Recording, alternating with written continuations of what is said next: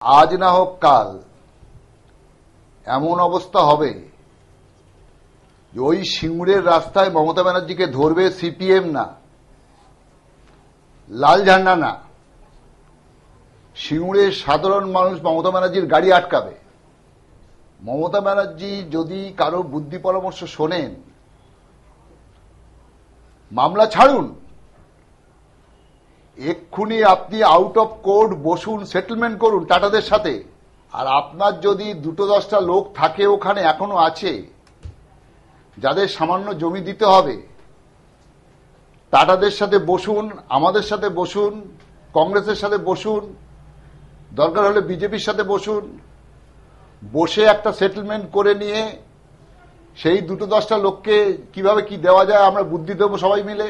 সিঙ্গুর আপনি মেটান, এবং সিঙ্গুর মেটান বাকি 3 বছরে দেশ চালাবার জন্য।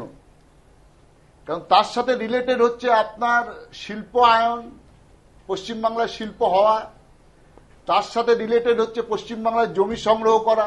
আপনি একটা মিটিং ডাকুন, অল পার্টি মিটিং ডাকুন, সিঙ্গুরে টাটাকে নিয়ে আসুন, কংগ্রেসের সাহায্য নিন, আমাদের সাহায্য নিন, টাটার সাথে মিটিং করুন, আউট অফ কোর্ট সেটেলমেন্ট করুন, দরকার হলে বিজেপির সাহায্য নিন। আপনি ভিডিওকনের যে শিলিগুড়ি প্রজেক্ট সেটা করুন, উইপ্রোকে নিয়ে আসুন রাজারহাটে, ইনফোসিসকে নিয়ে আসুন রাজারহাটে, অন্ডালে এয়ারোপলিস এরোপ্লেন তৈরির কারখানা, মারামতের কারখানার কাজ শুরু করুন, কাটোয়ায় বিদ্যুৎ কেন্দ্রের কাজ শুরু করুন, আদ্রায় বিদ্যুৎ কেন্দ্রের কাজ শুরু করুন। কলকাতা থেকে গাড়ি চালাবো, 6 ঘন্টায় শিলিগুড়ি পৌঁছে যাব। বামফ্রন্ট, কংগ্রেস, বিজেপি সবার সাথে কথা বলা। প্রস্তাব দেবেন অল পার্টি মিটিংয়ে? আমি বলছি তো, নিশ্চয়ই বলবো। তা না হলে তৃণমূলের মিটিং করে মুখ্যমন্ত্রী পাল্টানো দরকার, নতুন মুখ্যমন্ত্রী করা দরকার। যে তৃণমূল কংগ্রেসের মিটিং করে মমতাকে সরিয়ে অন্য মুখ্যমন্ত্রী করা আর মোটামুটি ভাবে